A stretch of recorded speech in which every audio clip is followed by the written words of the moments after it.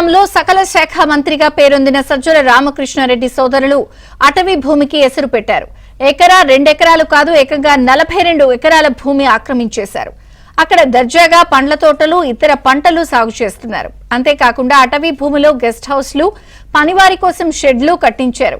సజ్జల పేరు బయటకు రాకుండా ఆయనతో అండతో సోదరులు, కుటుంబ సభ్యులు అటవీ భూములను ఆక్రమించారని తెలుస్తోంది. వారంతా ఆయన బినామీలు అనే ప్రచారం ఉంది.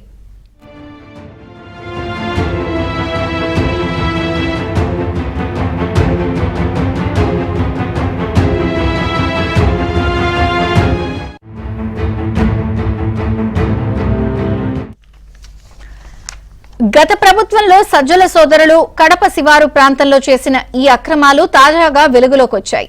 వైసీపీ హయాంలో అప్పటి సీఎం జగన్ తరువాత అన్ని సజ్జలే చూసుకునేవారు.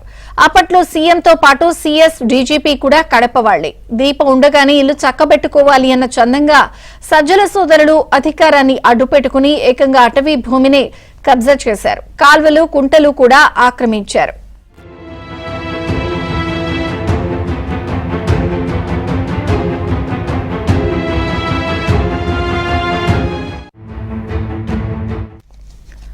సజ్జల రామకృష్ణారెడ్డి, దివాకర్ రెడ్డి, జనార్దన్ రెడ్డి ముగ్గురు అన్నదమ్ములు.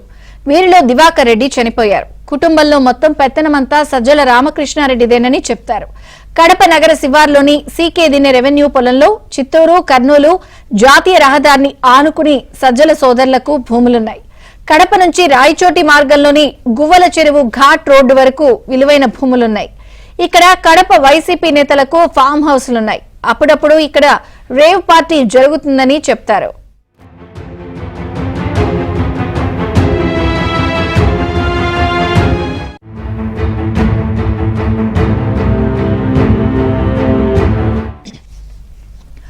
సీకేదిన్నెలో సజ్జల రామకృష్ణారెడ్డి సోదరుడు దివాకర్ రెడ్డి తనయుడు సందీప్ రెడ్డికి దాదాపు 130 ఎకరాలకు పైగా భూములున్నాయి.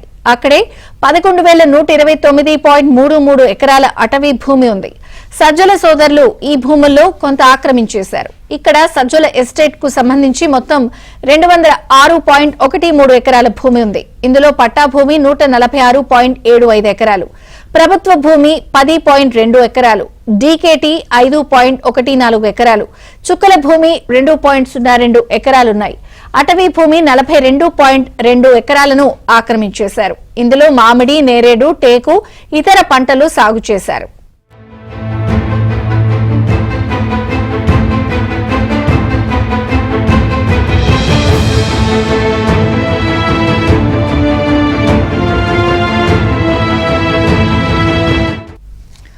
ఆ ప్రాంతానికి బయట వ్యక్తులను అనుమతించరు. సజ్జల అండతోనే కోట్ల రూపాయల విలువ చేసే భూములు కొట్టేశారని అంటున్నారు. సజ్జల రామకృష్ణారెడ్డి నేరుగా తన పేరు లేకుండా తన కుటుంబ సభ్యుల ద్వారా ఆక్రమించేసినట్లు చెప్తారు.